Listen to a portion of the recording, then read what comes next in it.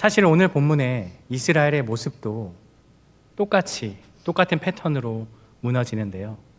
1절의 말씀을 보면 에훗이 죽으니 또 이스라엘 자손이 여호와의 목전에 악을 행하매, 이 또라는 단어는 야사프라고 해서 그냥 일반적인 반복이 아니라 습관적으로 그들이 반복해서 지는 그러한 죄를 말하고 있습니다. 하나님의 은혜를 잊고 다시 죄의 길로 빠져들은 이스라엘의 모습이 사사기 내내 반복되는데요. 이스라엘은 무너졌고 다시 깊은 절망 가운데 죄의 문제로 빠져들었습니다. 하나님은 그때 사사를 세워서 이스라엘을 구원하시는데요. 오늘 본문에도 보면 더 연약하고 더 낮은 사회적으로 시대적 상황 가운데 부족하게 여겨졌던 여인을 통해서 이스라엘을 구원하시는 장면을 우리는 마주합니다. 하나님은 우리가 기대하지 않는 방식으로 일하십니다. 아무리 생각해도 이해할 수 없는 사사를 세워서 하나님은 구원하시는데요. 바로 이것은 강한 자를 쓰시는 분이 하나님이 아니라 약한 자를 들어 그를 통하여 구원하시는, 그러면서 하나님의 강하심이 드러나는 역사가 오늘 본문 가운데 기록되어 있습니다. 하나님은 악을 행한 이스라엘을 징계하는데요. 2절 말씀에 보면 여호와께서 하솔에서 통치하는 가나안 왕 야빈의 손에 그들을 파셨으니 그의 군대 장관은 하롯의 탑고임에 거주하는 시스라요라고 시작합니다. 우리는 두 단어에 주목해야 합니다. 먼저는 손이라는 것과 파셨다라는 것인데요. 손, 그것은 능력을 의미하죠. 분명 이스라엘은 하나님의 손 안에 있었습니다. 그런데 그들이 범죄하여서 하나님을 떠난 결과는 다른 이방 왕의 손에 넘겨질 수밖에 없다는 것을 우리에게 말씀하고 있습니다. 그리고 또한 하나님이 파셨다라는 이 표현, 넘기셨다는 것은 너무나도 충격적인 이야기이지만 여기서 우리는 하나님에 대해서 무엇을 봐야 합니까? 이들의 죄가 얼마나 강하고 악하였기에 하나님께서 심판하실 수밖에 없는지를 우리는 살펴보아야 합니다. 또한 하나님의 이 넘기심은요, 영원한 것이 아니라는 것을 우리는 알고 있습니다. 잠깐의 징계이지만 그 자녀를 사랑하는 부모의 심정으로 회초리를 드신 것이다 라는 것을 우리에게 말씀하고 있습니다. 사랑하는 마음으로 바른 길로 가게 하기 위한 징계, 그 회초리죠. 오늘 본문에 하나님도 그러한 마음으로 이스라엘을 징계하고 계시는 것이죠. 이스라엘이 반복해서 무너진 이유는요, 그들의 마음에 하나님이 사라졌기 때문이에요. 평안하고 뭔가 이제 살기 좋으니까, 광야 생활을 접고 가나안에 들어오니까 모든 것이 갖춰지고 행복하니까 삶에서 하나님이 사라지는 거예요. 그러다 보니까 점점 죄의 문제 가운데 빠져들게 되는 것이죠. 평안할 때 하나님을 잊고, 그래도 힘들어지면 그제서야 부르짖는 그들에게는 하나님은 늘 항상 우리에게 필요하신 분이 아니라 내가 필요할 때만 불러서 오는 그러한 존재로 여겼던 거죠. 하나님은요, 가나안의 왕 야빈을 통해서 이스라엘을 징계합니다. 그런데 이 야빈이라는 왕은 우리는 분명히 들어봤습니다. 여호수아 11장에 보면 분명히 여호수아가 정복했던 왕이었습니다. 그런데 야빈이 또다시 등장한다. 이것은 무엇을 의미합니까? 이 야빈이 왕의 이름이 아니라 바로라는 칭호처럼 하솔의 왕들에게 주어지는 명칭이었는데요.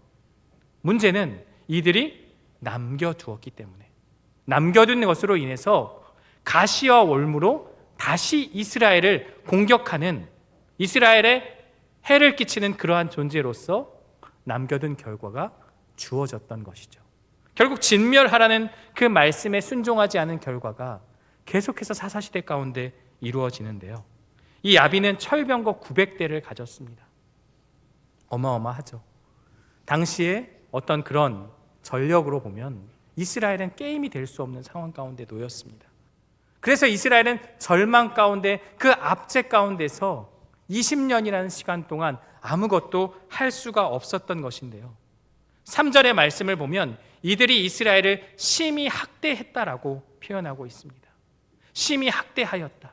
이 학대하였다라는 것은 라하츠라고 하는데 비틀어 짜는 즙을 내듯이, 포도주에 즙을 내듯이 이들을 굉장히 힘들게 하였다라는 것을 우리는 이 단어를 통해서 볼 수가 있습니다. 이스라엘은 철저히 짓눌렸습니다. 여기까지 우리는 지금까지의 그 반복 패턴, 죄와 그리고 징계까지를 살펴보았습니다. 이제 그 다음 수순은 무엇입니까? 이스라엘이 부르짖어야 하는데요. 바로 이 회복은 부르짖음에서 시작이 됩니다. 이스라엘 자손이 여호와께 부르짖어요. 이 부르짖음은 차크인데 그냥 일반적인 외침이 아니라 이 내면의 마음 깊은 곳에서 우러나오는 그러한 마음의 소리였던 것이죠. 정말 힘들고 고통 가운데 있어서 내 마음속에 있는 그 절규를 이스라엘은 지금 고백하고 있는 것이에요. 너무나 감사한 거, 하나님은 이들의 반복되는 죄에도 불구하고 부르짖음에 회복을 시켜주시는데요, 한 명의 사사를 세워주십니다. 우리 4절 말씀을 함께 읽겠습니다.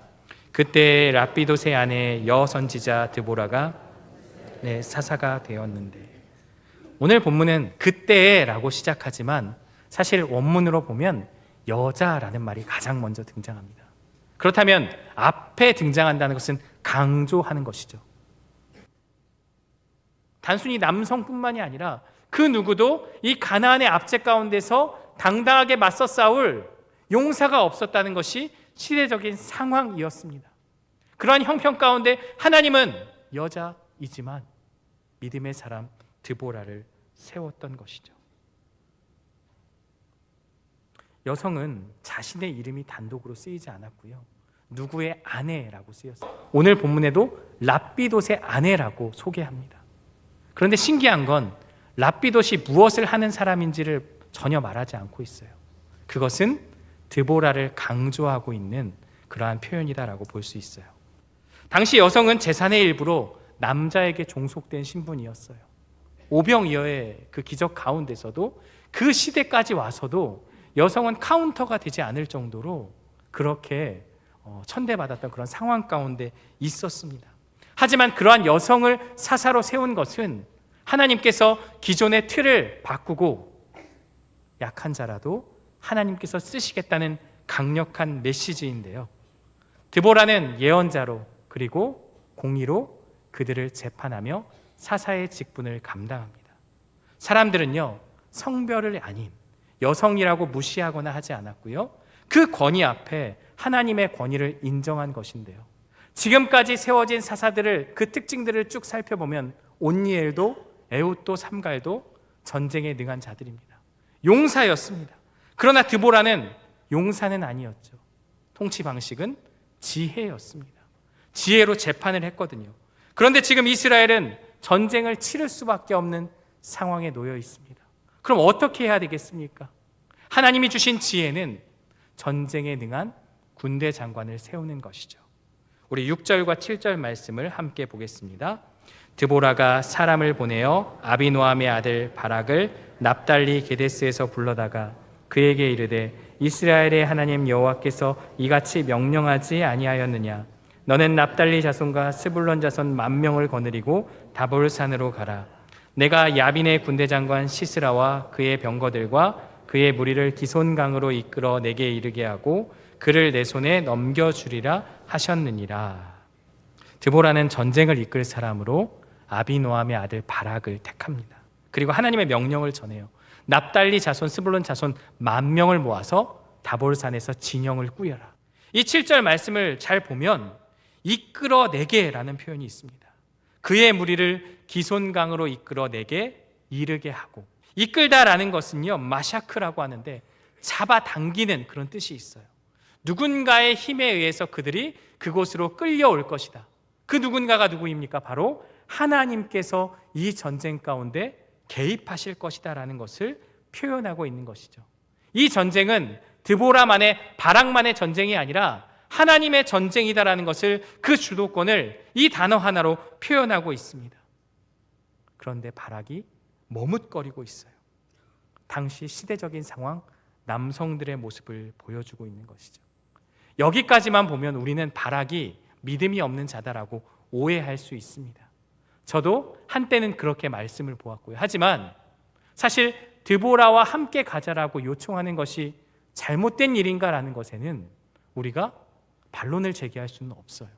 선지자가 사사가 함께 동행하는 것이 그에게 힘이 된다면 충분히 요청할 수 있는 요구였던 것이죠. 그리고 히브리서 11장에 가면 이 바락이 믿음의 사람, 그 믿음의 명예의 전당에 올라가 있거든요. 그의 믿음의 연약함을 보여주지만 믿음 없음은 아니었다는 것을 보게 됩니다. 왜냐하면 그는 전쟁에 나가 싸움을 하게 되거든요. 바로 그것을 우리에게 말씀하고 있고요. 드보라도 바락을 책망하지 않고 그의 요구를 수용하면서 이렇게 고백합니다. 9절인데요. 이르되 내가 반드시 너와 함께 가리라. 그러나 내가 이번에 가는 길에서는 영광을 얻지 못하리니 이는 여호와께서 시스라를 여인의 손에 파실 것임이라 하고 드보라가 일어나 바락과 함께 게데스로 가니라. 이제 전쟁의 주도권이 바락에게서 드보라로 옮겨집니다. 내가 너와 함께 가겠다. 하지만 너가 머뭇거린 그 결과 이번 전쟁에서 영광은 너에게 주어지지 않을 것이다. 시스라를 죽인 그 이름 모를 그 한 여인이 그 영광을 차지할 것이다 라고 그렇게 말씀하고 있습니다. 여기서 또 한 명의 여인이 등장하는데요. 이 사사기 4장은요 쭉 보시면 약한 자를 통해 이루신 승리, 시작도 여인으로 시작되고 마침도 여인으로 맞춰지게 됩니다. 드보라가 시작했다면 그 전쟁의 종결은 야헬이, 그 여인이 마치게 되는데요. 바락은 주저했지만 하나님의 계획은 전혀 변함이 없습니다. 그가 나서지 않아도 한 여인의 손에 시스라를 넘길 것이기 때문입니다. 이제 전투를 앞둔 이스라엘은 진영을 꾸립니다. 이스라엘이 불문율처럼 여긴 그 전투의 원칙은 평지가 아닌 산에다가 진영을 꾸리는 것이죠. 왜냐하면 그들은 병거가 없었기 때문입니다. 그런데 이 사실이 적에게 발각이 되죠. 누군가가 시스라에게 알리고 시스라는 그 소식을 듣고 나서 기손 강가의 모든 병력을 집결시키고 전쟁을 준비하게 됩니다. 그런데 이들이 기손 강가에 오는 것은요 그들의 생각과 지혜가 아니었습니다. 이미 7절에서 하나님은 시스라의 군대를 기손 강으로 이끌겠다고 하셨습니다. 때가 되자 드보라가 바락에게 외치는데요. 우리 14절 말씀을 함께 읽겠습니다. 드보라가 바락에게 이르되 일어나라. 이는 여호와께서 시스라를 내 손에 넘겨주신 날이라. 여호와께서 너의 앞서 나가지 아니하시느냐 하는지라. 이에 바락이 만명을 거느리고 다볼산에서 내려가니. 갑자기 드보라가 바락에게 일어나라고 전투를 명령합니다. 하나님이 시스라를 바락의 손에 넘겨주신 날이다. 이 넘겨주신이 완료 시제로 쓰였습니다. 이미 전쟁을 치른 것이 아닙니다. 아직 전쟁을 치르기 전입니다. 그런데 하나님은 이미 승리를 확정하시고 완료 시제로서 너에게 넘겨주셨다고 확실하게 선언하는 것이죠. 또 하나 중요한 표현은 내가 너희보다 앞서서 나가겠다라고 약속하십니다. 이 전쟁은 하나님이 함께 하시는 전쟁이다라는 것을 확실하게 선언합니다. 이에 바락이 그 말을 듣고 믿음으로 전쟁에 나가게 되는 것이죠. 하지만 바락이 나아갈 수 있었던 건 하나님이 함께 하시는 전쟁이고 하나님께서 허락하신 전쟁이기 때문에 그가 믿음으로 순종하여 나아간 것입니다. 결코 바락의 믿음이 작지 않음을 우리는 이 말씀 가운데서 볼 수가 있는 것이죠. 그리고 15절을 보면요, 여호와께서 시스라의 군대를 칼날로 혼란에 빠뜨렸다라고 그렇게 말합니다. 구체적으로 어떤 상황인지는 알 수 없지만 5장에서 자세히 드러나는데요, 4절과 5절에 보시면 여호와여 주께서 세일에서부터 나오시고 에돔들에서부터 진행하실 때에 땅이 진동하고 하늘이 물이 내리고 구름도 물을 내렸나이다. 산들이 여호와 앞에서 진동하니 저 시내산도 이스라엘의 하나님 여호와 앞에서 진동하였도다. 우리는 이제 왜 어떻게 하나님이 역사하셨는지를 알게 됩니다. 기손 강이라고 했죠. 하지만 그 땅은 평지였습니다. 평소에 비가 내리지 않으면 강이지만 그냥 평평한 평지였어요. 하지만 비가 내리고 물이 차는 순간 그것은 진흙탕이 되어지게 되는 것이죠. 하나님은 그것을 생각하신 것입니다. 그래서 그들을 기손강으로 이끄시고 비를 내리게 하셔서 그 진동을 통해서 그들을 혼란 가운데 빠뜨리시고 그 병거의 바퀴가 그곳에 빠지게 만들어서 아무런 힘도 행사할 수 없을 정도로 그들을 그렇게 만들어 버리셨던 것입니다. 하나님이 개입하신 전쟁은요, 반드시 승리합니다. 시스라의 군대가 한 사람도 남은 자가 없다고 기록하며 이스라엘의 완전한 승리를 선포합니다. 이들의 승리의 비결은 바락이 용기가 있어서 드보라가 전략을 잘 짜서가 아니라 하나님께서 함께 하셨고 그 말씀에 순종했기 때문에 이루어진 것이다라고 우리는 결론을 지을 수가 있습니다. 전쟁은 끝났지만 아직 싸움이 마무리된 것은 아니죠. 누가 살아 있습니까? 시스라가 아직 남아 있습니다. 예언하신 그 말씀대로 또 다른 사람, 또 다른 여인 야엘을 통해서 마침표가 찍히게 됩니다. 우리 17절 말씀을 함께 읽겠습니다. 시스라가 걸어서 도망하여 겐 사람 헤벨의 아내 야엘의 장막에 이르렀으니 이는 하소랑 야빈과 겐 사람 헤벨의 집 사이에는 화평이 있음이라. 전쟁의 군대 장관이 자신의 군사들을 다 버리고 도망을 칩니다. 그만큼 자식의 목숨이 중요했는데요, 야엘의 장막까지 도망쳤습니다. 시스라는요, 야엘의 장막 앞에 도착합니다. 그리고 화평을 맺었기에 지금 야엘은 안심하면서 그에게 요청합니다. 나의 주여 들어오소서, 내게로 들어오소서라고 요청하며 두려워 떨지 말라고 그렇게 말하고 있습니다. 쫓기는 신세임을 알고 내가 지켜주겠다는 그러한 뉘앙스로 그를 요청하는데요, 야엘은 그를 안심시키고 이불을 덮어줍니다. 마음이 놓인 시스라는 그제서야 물을 달라고 요청합니다. 그런데요, 물이 아니라 우유를 주죠. 좋은 것을 극진히 대접하는 의미도 있지만 이 따뜻한 우유를 통해서 빨리 잠을 재우려는 또 하나의 전략은 아닌가, 그런 생각도 해보게 됩니다. 기운을 차린 시스라는 여전히 정신을 못 차리고 자기가 여전히 군대 장관인 것처럼 야엘에게 장막문 앞에서 보초를 서라고 요청합니다. 그리고 이렇게 얘기하죠. 누군가 나를 찾거든 없다고 얘기하라. 야엘은요, 시스라를 죽이려는 마음이 있었기 때문에 그를 받아들이고 일단 대접을 했습니다. 물론 그와 자신의 나라 가운데, 자신의 민족 가운데 화평이 있었지만 하나님과의 화평을 먼저 생각했던 것입니다. 긴장이 풀린 시스라는 잠에 빠지게 되죠. 우리 21절 말씀을 함께 읽겠습니다. 그가 깊이 잠드니 헤벨의 아내 야엘이 장막 말뚝을 가지고 그에게로 가만히 가서 말뚝을 그의 관자놀이에 박음에 말뚝이 꿰뚫고 땅에 박히니 그가 기절하여 죽으니라. 야엘은 장막 말뚝과 방망이를 가지고 잠든 시스라에게 가서 관자놀이에 말뚝을 박았는데 얼마나 세게 박았는지 그 말뚝이 삐져나와서 땅에 박혔다고 그렇게 말합니다. 오늘 본문에서도 이 야엘이 그 관자놀이에 그걸 박았을 때 두렵고 떨리지 않았겠습니까? 하지만 어설프게 했다가는 자기가 혼란에 빠질 수 있는 것이죠. 상대는 남성이고 장군입니다. 아무리 그가 지쳐 있어도 자칫 잘못하면 자신이 위험에 빠질 수 있지만 단호하게 그 행동에 옮기는 것이죠. 하나님의 뜻 가운데서 그 일을 행한 것이죠. 평범한 가정주부가. 그리고 그 도구는 어떤 칼도 아니고 창도 아니고 무엇입니까? 집에서 쓰는 장막 말뚝과 그 방망이를 가지고 일상의 가재 도구를 가지고 그 장군을 죽인 것이죠. 갈릴리 북부를 호령하고 이스라엘을 떨게 했던 장군이 여인의 손에 최후를 맞이하게 됩니다.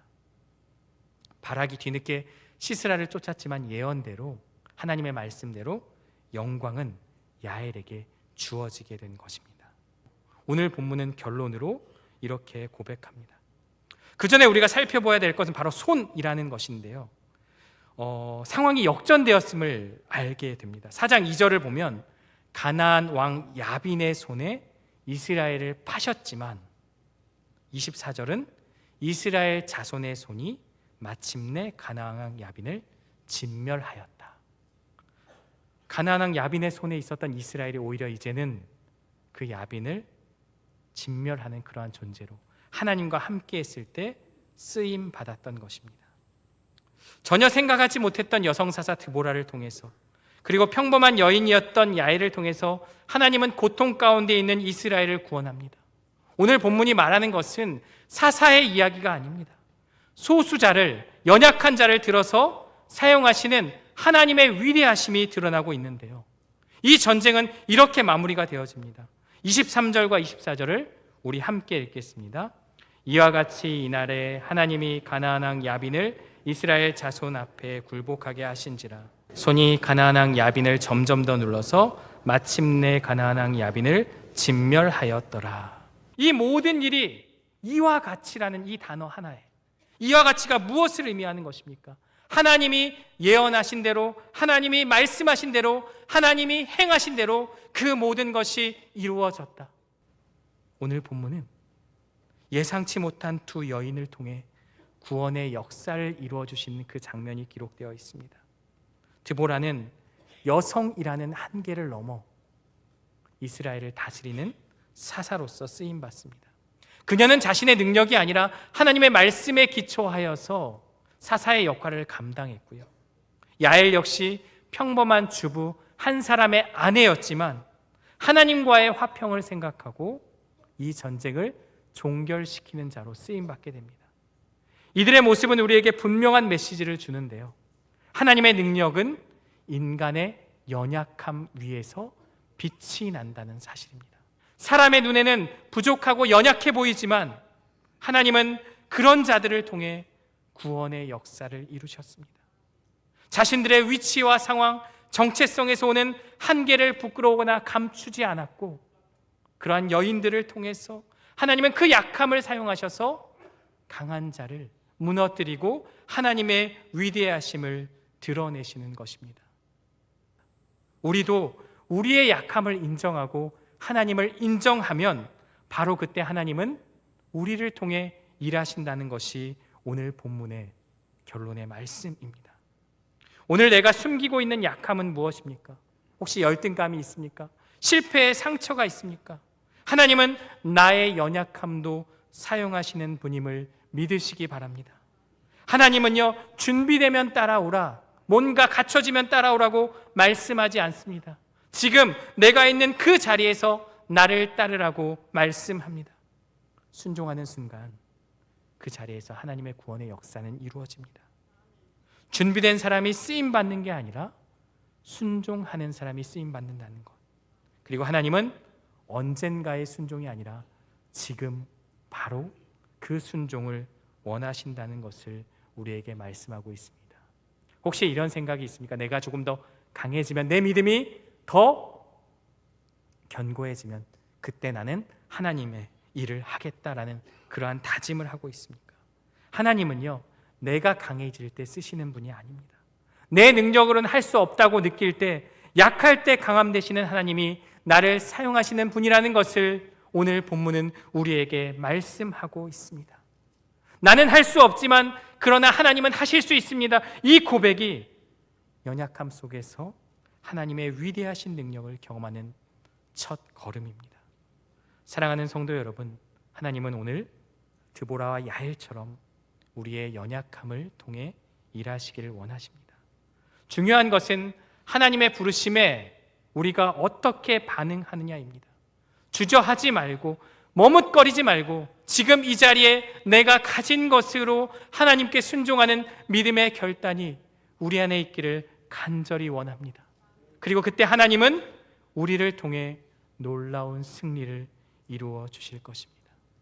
오늘 우리는 각자의 자리에서 내 능력이 아닌 하나님의 전능하심을 의지하며 약한 자를 통해 이루신 그 승리를 경험하는 저와 여러분들 되시기를 주님의 이름으로 축원합니다.